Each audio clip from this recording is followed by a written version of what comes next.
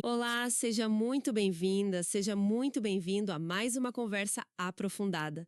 Hoje a gente vai mergulhar num conjunto de ideias que, olha, literalmente colocou o mundo de cabeça para baixo. O Iluminismo, o famoso século das luzes. Olá, prazer estar aqui.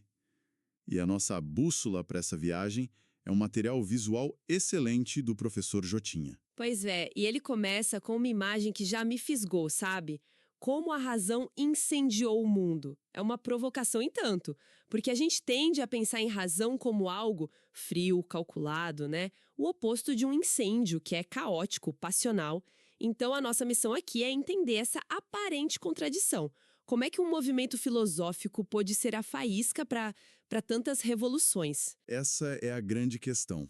Nosso objetivo aqui é decifrar como um conjunto de ideias que nasceram em salas de estudo ou em cafés conseguiu corroer e, por fim, derrubar as fundações de um sistema de poder secular, o antigo regime.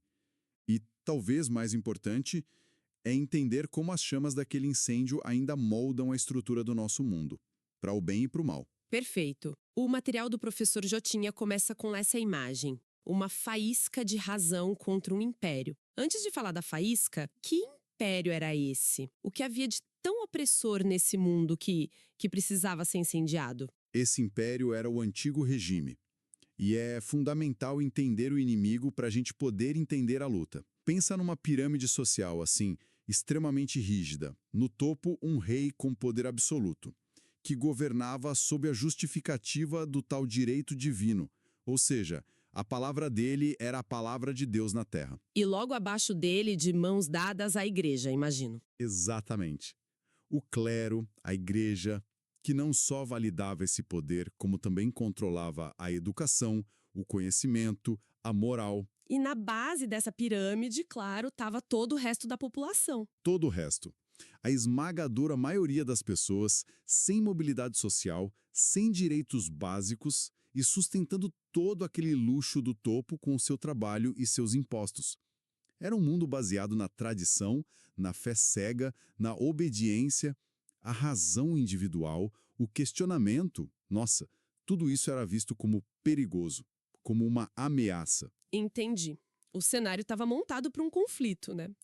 E a fonte diz que a faísca iluminista era composta por 5 chamas principais: racionalismo, cientificismo, anti-absolutismo, anticlericalismo e a defesa das liberdades individuais. É basicamente uma lista de tudo que o antigo regime odiaria. É um ataque direto, coordenado, a cada um dos pilares que sustentavam aquele mundo.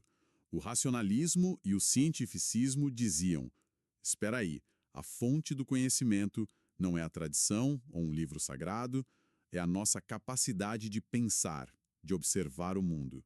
Isso por si só já tirava da igreja o monopólio da verdade. E o anti-absolutismo e o anticlericalismo eram a consequência lógica disso, né?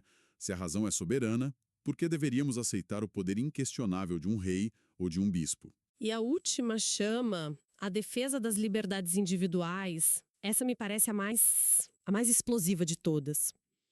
Porque ela não fala só sobre o poder lá em cima, fala sobre a vida de cada pessoa. Sem dúvida. A ideia de que você, eu, qualquer pessoa, nasce com direitos inerentes. Direito à vida, à liberdade de pensar, de se expressar, de possuir o fruto do seu trabalho. Isso era simplesmente revolucionário. Transferir o valor do Estado para o indivíduo. Não é à toa que foi a burguesia, essa classe que estava crescendo economicamente, mas não tinha poder político, que abraçou essas ideias com toda a força. E a fonte nos mostra que, antes da grande explosão na França, essa faísca foi acesa na Inglaterra por um pensador chamado de o arquiteto da liberdade, John Locke. A frase dele, que o material destaca, é vida, liberdade e propriedade. Parece simples, mas sinto que tem uma bomba relógio aí dentro. E tem mesmo. O que Locke faz é uma inversão, assim, copernicana na política. A grande virada de chave dele é dizer o seguinte: o governo não te dá direitos, você já nasce com eles. O papel do governo é apenas proteger o que já é seu. Ele é, na prática, um empregado da sociedade, contratado para garantir a segurança e a ordem. Quer dizer que o poder não vem mais de Deus para o rei, Exato. ele vem do povo para o governo. Isso. Isso muda tudo. O rei vira um gerente. Um gerente, exatamente. E se esse gerente não cumpre o contrato, se ele começa a violar a vida, a liberdade ou a propriedade dos seus patrões, que é o povo, a sociedade tem todo o direito de demiti-lo. O direito à rebelião contra um governo tirânico é a consequência mais radical do pensamento de Locke. Ele deu a justificativa filosófica para a Revolução. Certo, então o Locke acendeu essa faísca na Inglaterra, mas a fonte deixa claro que o incêndio mesmo, a grande explosão, aconteceu do outro lado do Canal da Mancha, na França. Quem foram os responsáveis por jogar gasolina nesse fogo? A fonte destaca 3 nomes, que são os gigantes do iluminismo francês. E a sua analogia dos 3 mosqueteiros da filosofia é perfeita. Cada um com sua arma, atacando o antigo regime de um ângulo diferente. Temos Montesquieu, Voltaire e Rousseau. Vamos começar por Montesquieu. A arma dele, segundo o material, foi a ideia da divisão de poderes: executivo, legislativo e judiciário. A gente ouve isso desde a escola, né? Mas qual foi a grande sacada dele? A sacada foi entender a natureza humana. Montesquieu observou que todo homem que tem o poder é levado a abusar dele. Então, para evitar a tirania, a solução não era encontrar um rei bonzinho, mas criar um sistema em que o poder controla o próprio poder. A ideia é que esses 3 braços do Estado, o que executa as leis, o que cria as leis e o que julga, sejam independentes e se fiscalizem. Nenhum deles pode se tornar absoluto. Mas isso não arrisca deixar o governo mais lento, mais travado? Um rei absoluto decide e pronto, é eficiente. Sim. E esse é exatamente o ponto. Essa lentidão é uma característica, não um defeito. É o preço que se paga pela segurança contra a tirania. Montesquieu preferiu um governo de leis a um governo de homens. A ideia de que ninguém está acima da lei, nem o rei, nem o presidente, nasce diretamente daí. Faz todo sentido. Ok, o segundo mosqueteiro é Voltaire, que me parece o mais esquentado do trio. A fonte destaca a defesa ferrenha que ele fazia da liberdade de expressão. Voltaire era um polemista brilhante e corajoso.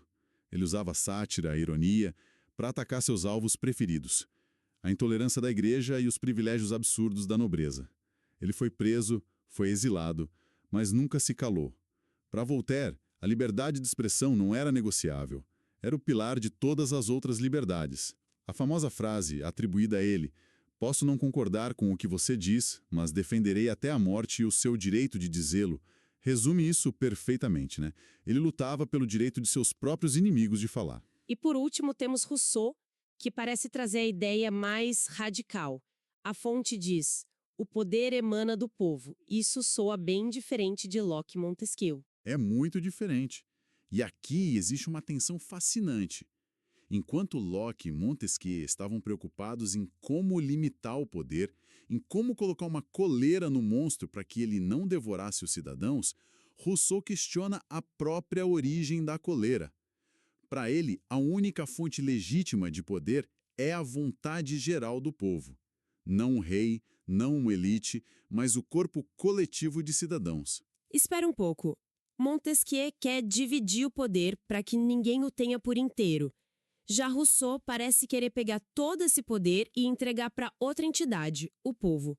Isso não pode ser perigoso também? Afinal, quem define o que é a vontade geral? Essa é a crítica central ao pensamento de Rousseau, e uma das grandes discussões da ciência política até hoje. A ideia de soberania popular é a base da democracia moderna, mas também pode, em interpretações mais extremas, justificar uma tirania da maioria, onde a vontade geral simplesmente esmaga os direitos das minorias ou dos indivíduos que discordam.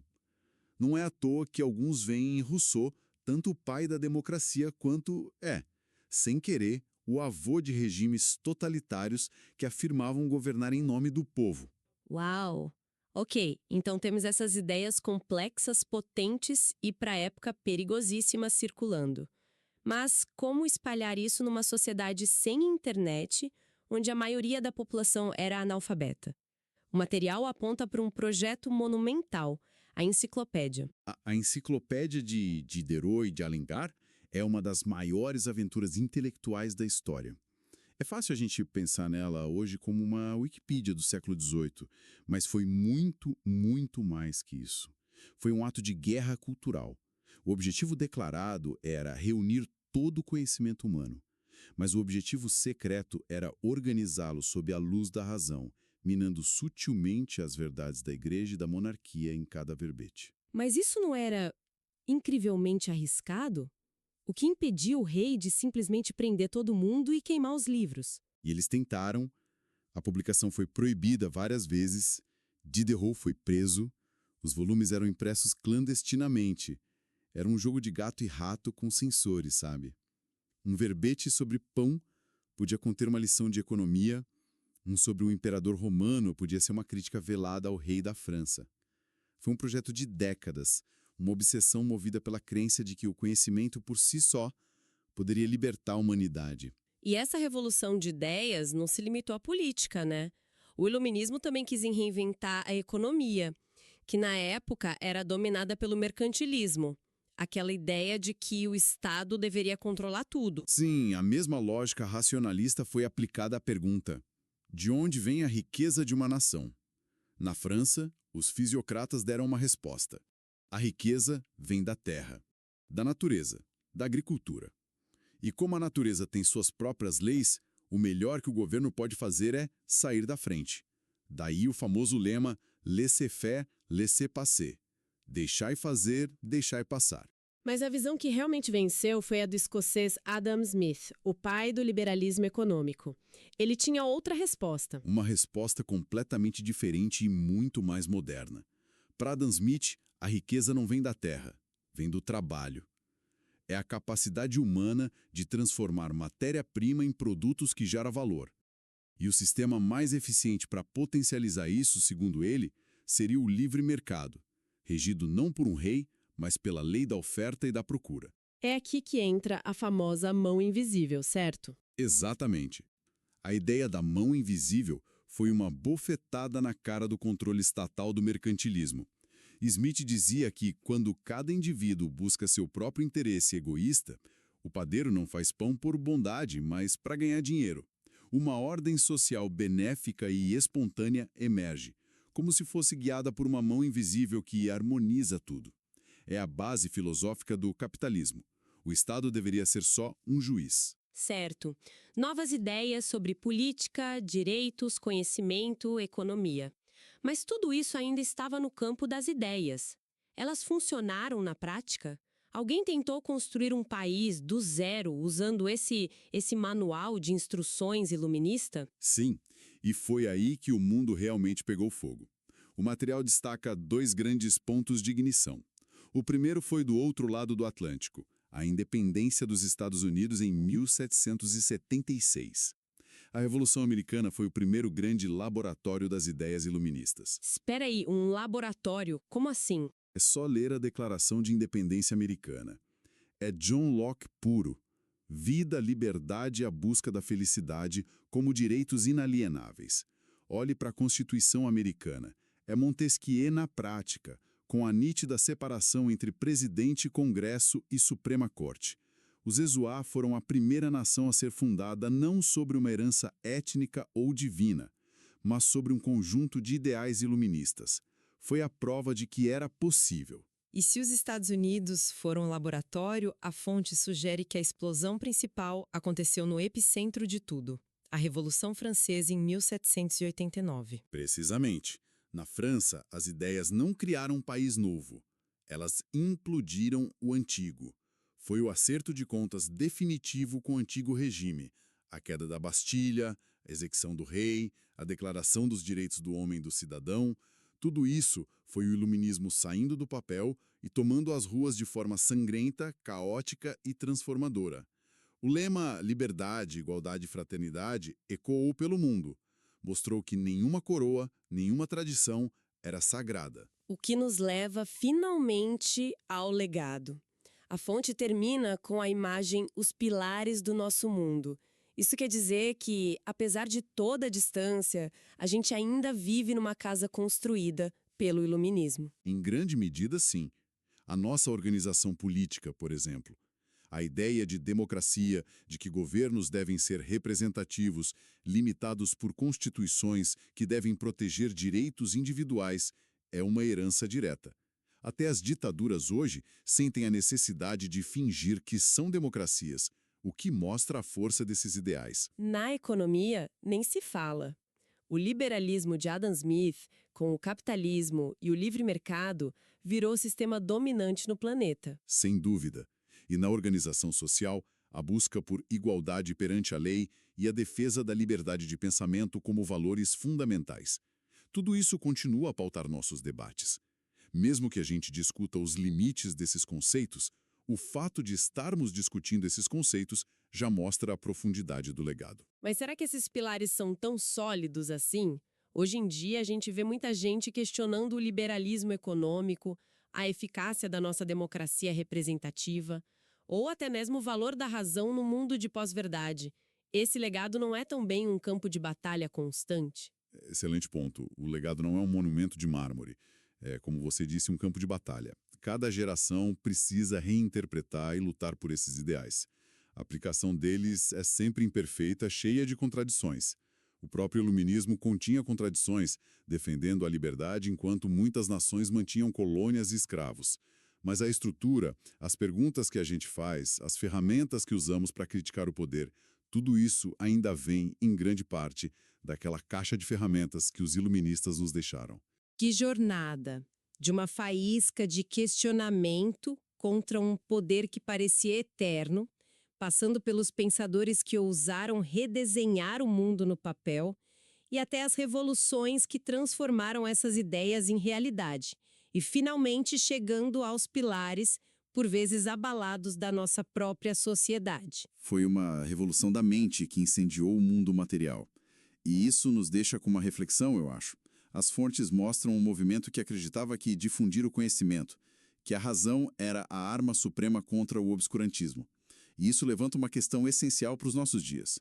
Hoje o sonho da enciclopédia se realizou de uma forma que Diderot jamais imaginaria, com acesso instantâneo a toda a informação do mundo no nosso bolso. Diante disso, como é que a gente garante que a razão continue a prevalecer sobre o ruído, a desinformação e as novas formas de obscurantismo? Uma pergunta poderosa e muito necessária. Fica a reflexão. Muito obrigada por nos guiar nesta análise Eu que agradeço. e obrigada a você que nos acompanhou.